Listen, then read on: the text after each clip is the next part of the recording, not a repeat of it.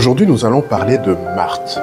C'est l'histoire tumultueuse d'une jeune femme célibataire, mère de 3 adorables petits-enfants, qui s'est vue catégoriquement refuser le droit aux allocations familiales en raison de son état civil.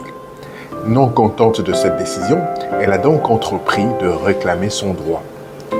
Voici donc notre sujet du jour. Quels sont les éléments déterminants à prendre en compte dans la réclamation en matière de sécurité sociale? Quelles sont les erreurs courantes à éviter? Quelles sont les pièces à fournir? Bienvenue à ProSécu.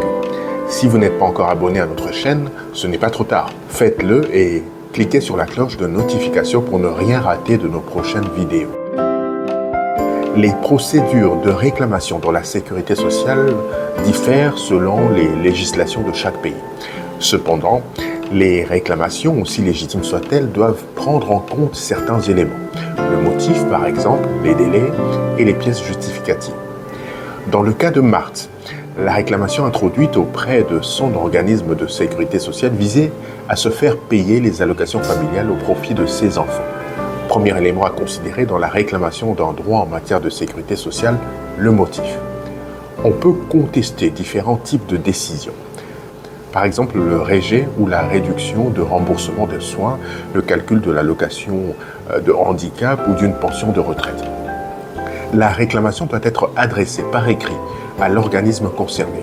Et c'est exactement ce qu'a fait Marthe. Pour être certaine que sa démarche ne serait pas rejetée pour une simple mais indispensable question de forme, Marthe a fait extrêmement attention au délai.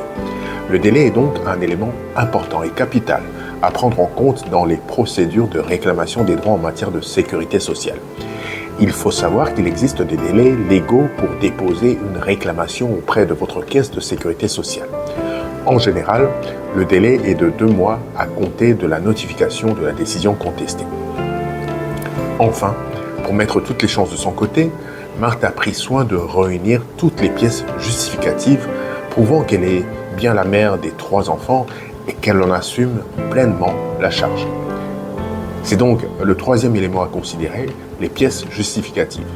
Il est indispensable de joindre toutes les pièces utiles à l'appui de sa demande.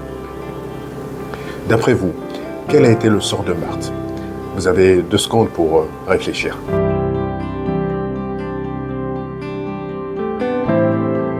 Malheureusement, Marthe n'a pas eu gain de cause, car l'organisme lui a répondu, après vérification, que les enfants étaient déjà pris en charge dans le paiement des allocations familiales du fait de leur père, employé dans une société de gardiennage.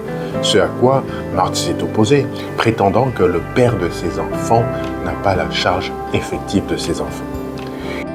Et vous, que pensez-vous de cette situation? Laissez-nous savoir vos avis en commentaire. Si vous n'êtes pas encore abonné, ce n'est pas trop tard. Faites-le en cliquant sur la cloche de notification pour ne rien rater de nos prochaines vidéos. Nous sommes également sur Instagram, Facebook et TikTok. N'oubliez pas de nous y rejoindre. À très bientôt.